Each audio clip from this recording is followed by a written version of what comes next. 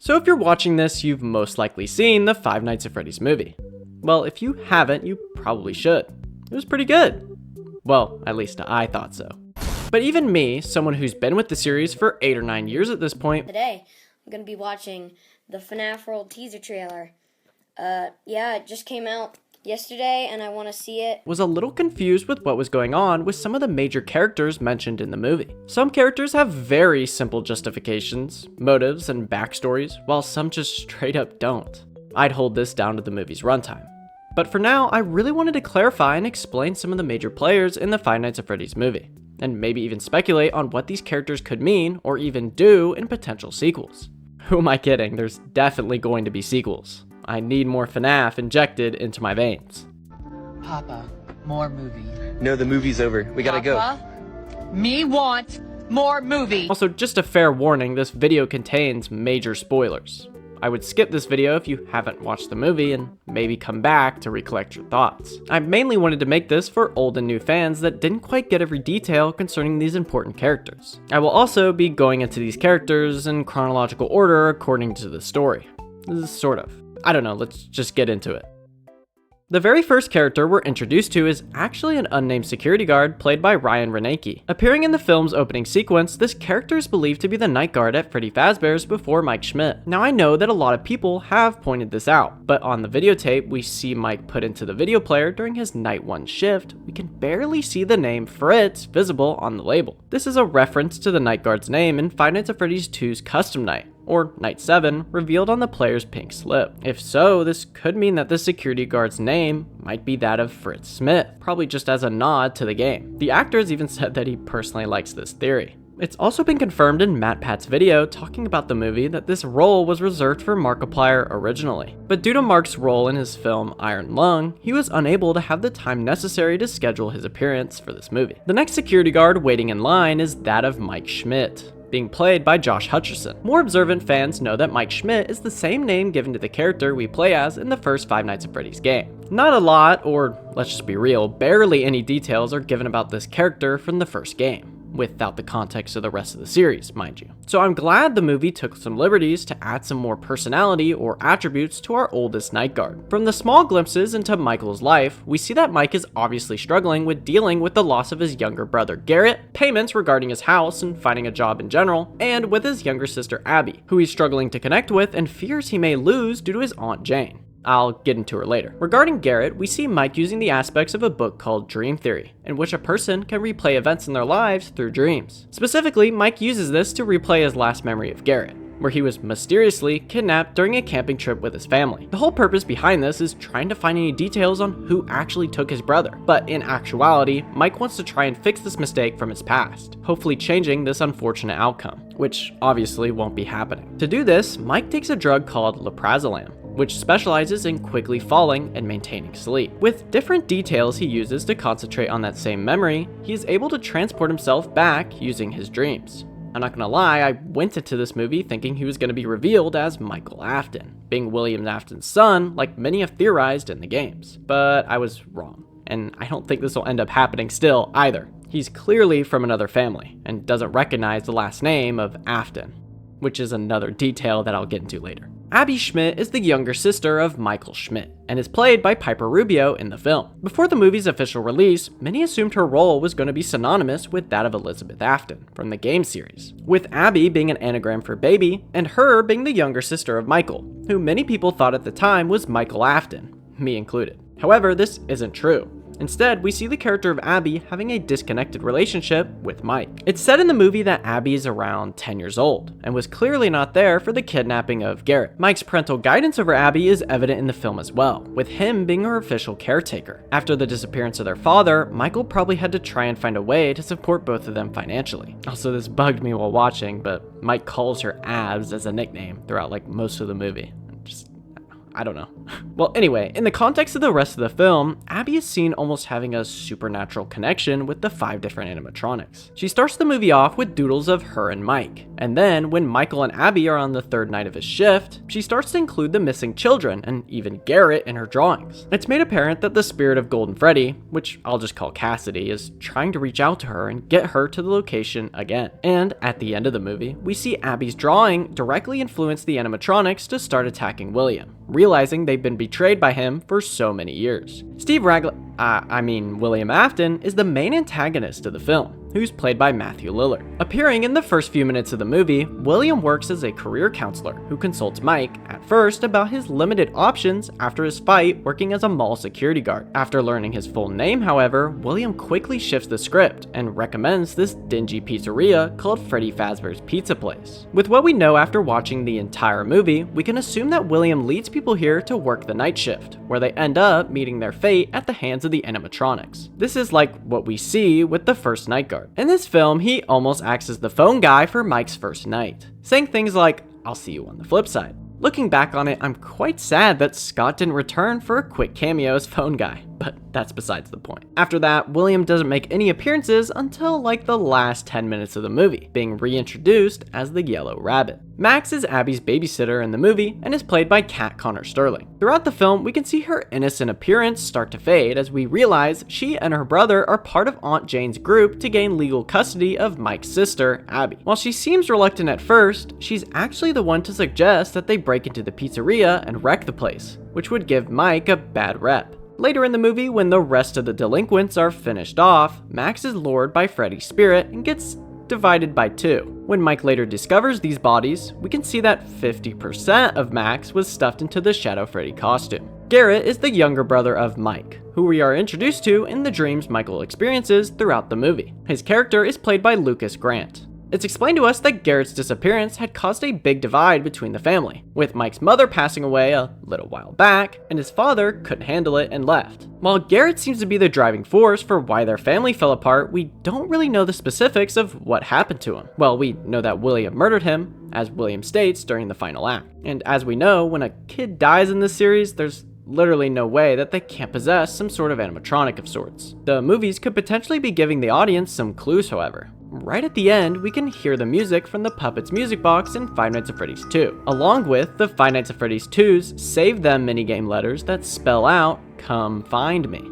All of these details have led many people to believe that Garrett is most likely that of Mr. Hippo from FNAF 6. No, but seriously, all signs point to Garrett being the puppet. I could definitely see the sequel focusing more on William Afton, Cassidy, and Garrett as the puppet, set in the location we see in Five Nights at Freddy's 2, since Scott and the director would like to see these potential sequels focus on their respective games. Mike's mother and father are shown to us in the same picnic camping trip dreams that Michael has in the film, portrayed by Jessica Blackmore and Garrett Hines, respectively. Like I had said previously, it seems that after Garrett's disappearance on this trip, their family had quickly fallen apart. Mike's mother had passed away a little while back, and his father had abandoned them. An interesting detail is with the context of the film's ending. We know that William was the one to kill Garrett, but many people have found it fairly strange that Garrett was specifically targeted for this attack. This, coupled with the lack of emphasis placed on Mike's father, and the small snippet here of a guy that kind of looks like him working on an animatronic, has led many, and I mean many, people to theorize that Mike's father is that of Henry Emily. Well, a character that resembles the themes and motivations of Henry Emily. He's probably not called that. And while I actually really like the idea, that being a flip-flop of the main families in the series, this wouldn't explain why Mike doesn't recognize the establishment he works at, or who the Aftons are, like, at all. But who knows? I like it, so... Aunt Jane, I guess, is the secondary antagonist in the Five Nights at Freddy's film. She is played by Mary Stuart Masterson, and is the aunt of both Michael and Abby Schmidt. In the movie, she's the one to devise a plan to trash the pizzeria that Mike works at so he can be fired, and she can get legal custody of Abby. This is her main motive, to claim Abby for herself so she can reap the rewards of a monthly payment. In my opinion, this is almost unrealistically evil, even for a character like her. Later in the movie, she goes to sleep when Golden Freddy enters Mike's house. Although, it's kind of left unclear whether she actually did die or not, especially since neither Mike nor Abby acknowledge Aunt Jane's corpse being left in the home at the end of the movie. so maybe she is alive. Who knows? Doug is Aunt Jane's lawyer in the film, being played by Michael P. Sullivan. Other than being literally the best character in the film, one cool detail about him is that he was included in one of the first production images we got to see regarding the film before its release, with many people thinking we were actually looking at William Afton, but it's just Doug.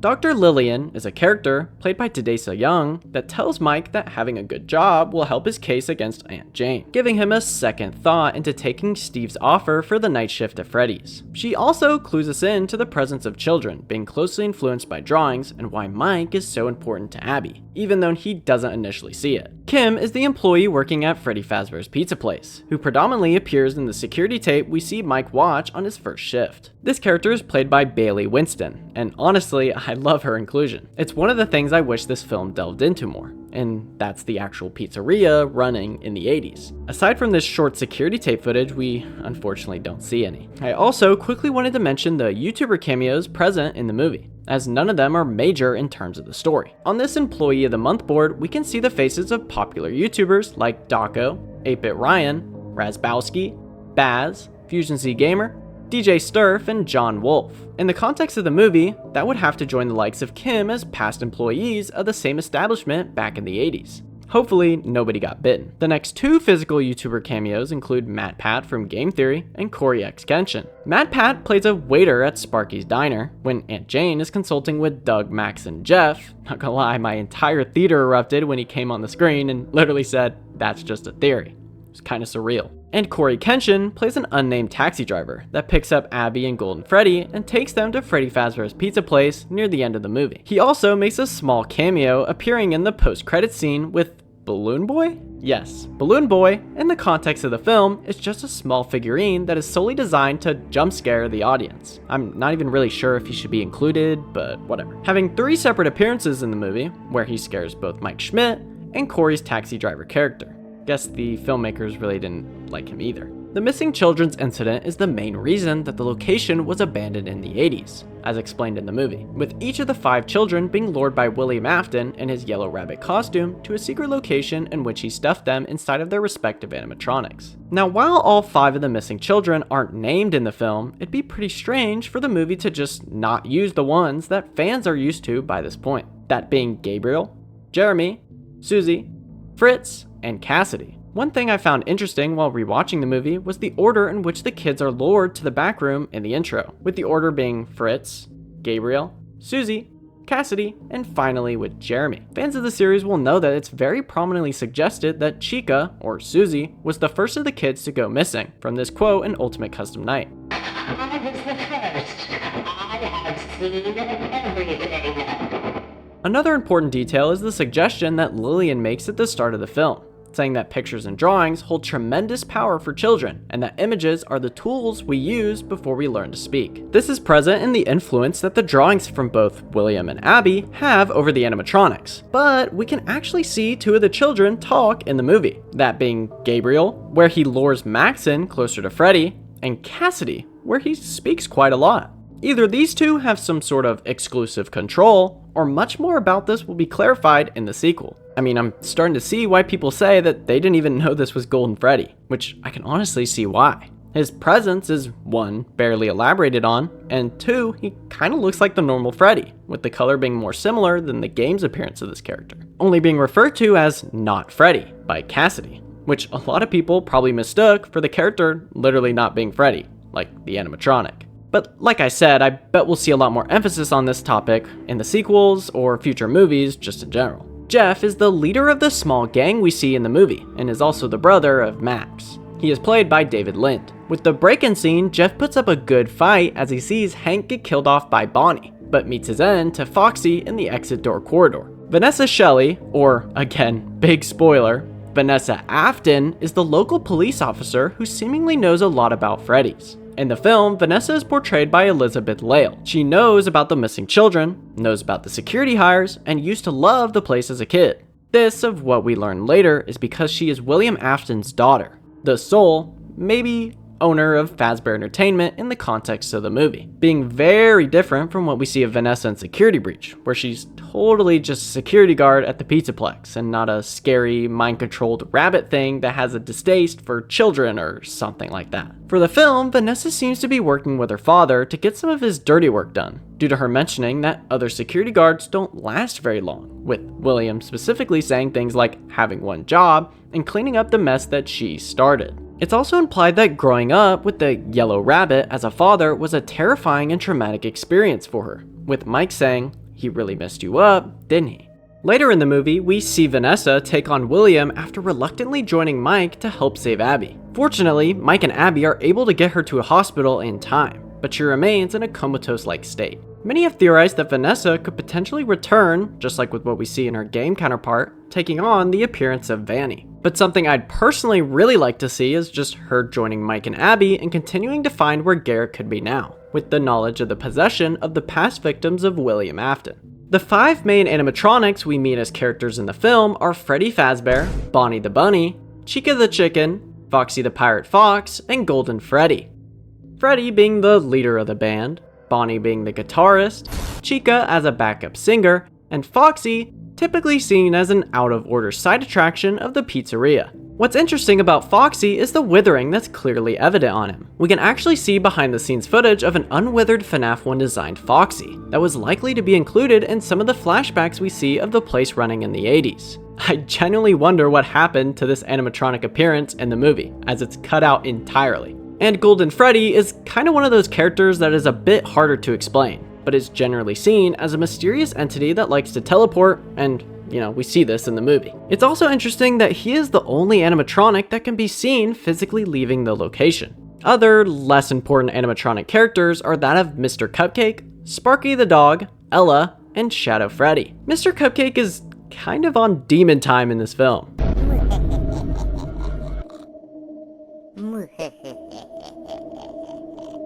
They're seen taking out Carl, and is the one that triggers the spring locks in William Afton's suit. While their origins are highly theorized to be that of Susie's dog, which is referenced in the Fruity Maze minigame in the games, this is not addressed at all in the movie. I think it's more likely that Chica's Cupcake is just an extension of Susie's possession, as we don't see Chica visibly attack anyone, although it's pretty damning that he acts like a dog throughout the whole movie. Sparky the dog, for longtime fans, is a throwback to an old hoax back when the first game had been released. Users Codia Bear and N. Guyan had purposely made a mock-up of a secret animatronic they found in the backstage cameras while playing FNAF 1 that tricked many people into thinking this was real. It wasn't, but in the movie we can see this heavily referenced in both the name of the diner that Mappa is featured in and in one of the storage rooms of the pizzeria, with the costume of a dog animatronic named Sparky. Ella is also referenced heavily in the movie, with her being realized as a spring-lock suit. In the books, Ella was an animatronic doll built by Henry for his daughter, Charlie, being referenced in both the Silver Eyes trilogy and Fazbear Fright's 1:35 AM. In the film, Ella is the spring-lock suit that Chica tries to forcibly stuff Abby into, but is intervened by Mike. Vanessa also refers to this same suit as an older spring-lock model. And finally, Shadow Freddy, where in his appearance in the movie is kinda just a nod to him, like Sparky. We can see Shadow Freddy in a pretty good view on the Freddy Fazbear's Pizza security footage unlisted YouTube video from Freddy in Space 3's ending, where he looks like what you'd expect. It's interesting to use the FNAF 1 design for Shadow Freddy, but doesn't change the general features that he's known to have. In the same delinquent group that's led by Jeff, we see a character by the name of Carl, played by Joseph Poliquin. Carl is the first to be picked off in the game by Chica and Mr. Cupcake, with some gnarly scars to match. Some people believe that his name is actually a reference to a popular fan name that Mr. Cupcake was called, which was Carl. The character, Carl, also is seen wearing a Midnight Motorist t-shirt, which was a playable minigame in Five Nights at Freddy's 6 or Freddy Fazbear's Pizzeria Simulator. Hank, or Uncle Hank, is a character played by Christian Stokes. He's the last member of the group, led by Jeff, to trash the pizzeria. When things go awry and Carl's face is getting chewed by Mr. Cupcake, Hank locks himself in one of the storage closets. Unfortunately, Bonnie's there too, and gives Hank a few words of advice. And by words, I mean a few left hooks. Or maybe a few wall pummels. I'm not sure, it's hard to make out from sounds alone. Later in the movie, we see Mike discover the remains of the group stuffed in various costumes. While it's quite hard to see, Hank's arm is seen inside the Sparky the dog costume, meaning he was stuffed in there. But before I get to our very last character, I want to go over the rest of the characters with notable dialogue that are easily explainable. Jeremiah, played by Theodis Crane, is simply a friend of Mike Schmidt, asking for the Dream Theory book that Mike owns, where he instantly declines. His name could also be a nod to that of Jeremy Fitzgerald, the security guard we predominantly play as in FNAF 2. Cindy is an employee at Ice Cream Parties, played by Julia Bellanova. A random customer at that same ice cream store is played by Lisa Mackle-Smith, and the pharmacist, a character played by Graylin Byron Banks, is the one that gives Mike his sleeping pills after Vanessa threw them into the lake. The father and boy are characters that Michael pursues because he believes that the boy was kidnapped, and later has to be pried off the dad by Jeremiah. There's also this lady who calls Mike up next to meet Steve Raglan, and here we are. At the end of the movie, Mike gets face to face with the Yellow Rabbit. Longtime Five Nights at Freddy's fans know this guy as Spring Bonnie, you know, before the whole Springlock incident, and as William's official murder suit, kinda. To give you a bit of backstory, Springlock suits are suits that could double as animatronics and suits for performers at the different pizzerias. The most famous example being Springtrap in Five Nights at Freddy's 3.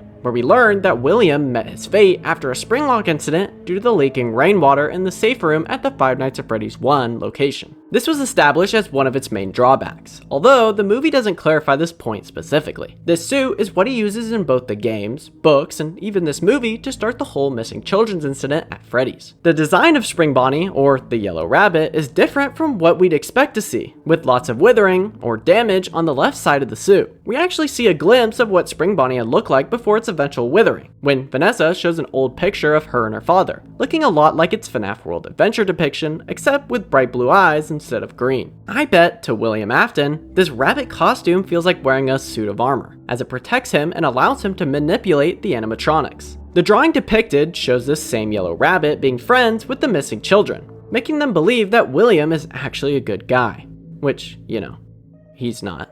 William Afton in the movie is able to keep the Springlocks at bay because of all the time he had most likely spent wearing this suit in the pizzeria. Just like we see in the ending for the Silver Eyes novel, William Afton's Springlocks in the suit are activated, and he's slowly dragged away by the animatronics. However, instead of Charlie being the one to activate a button on his suit, Mr. Cupcake is the one to activate the Springlocks, I guess with a pretty strong bite, reiterating that the suit's weaknesses are based on harsh movements. And yeah, with that, William is dragged into the kitchen of the ruined pizzeria, where Cassidy closes the door in front of him, most likely there until his eventual return.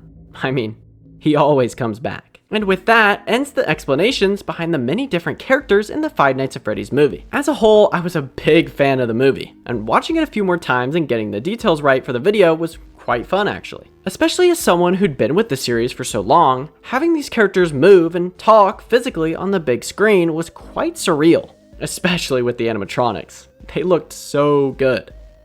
If you liked this video, subscribing and physically liking the video would do lots for my channel. I also don't regularly shout my socials out, but I do have a Twitter account and I'm working on things like a Discord server and membership options in the future. As always, thanks for watching, and I'll see you all later. Take care.